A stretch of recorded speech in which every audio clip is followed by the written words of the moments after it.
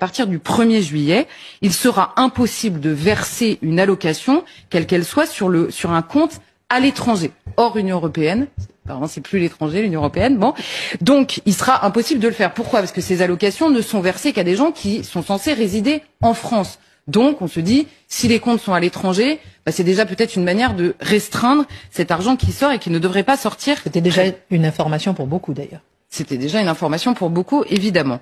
Et alors, il existe en réalité un sujet sur la prise en charge, notamment par le biais de l'assurance maladie, de gens qui, en effet, existent à l'étranger. C'est un sujet qui existe, notamment avec le Maghreb et encore plus précisément avec l'Algérie, puisque vous savez que avec l'Algérie, c'est même pas, ça relève même d'exceptions qui sont faites par les fameuses conventions que nous avons avec eux, notamment sur le terrain des soins.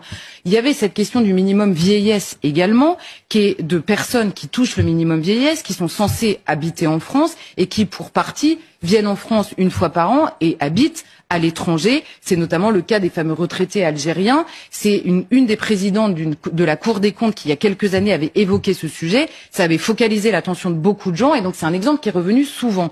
Voilà pourquoi il en parle. Mais au-delà de ça, on a la Cour des comptes qui, dans un rapport en 2020, affirme qu'il existe 75,3 millions d'assurés sociaux dans un pays de 67 millions d'habitants.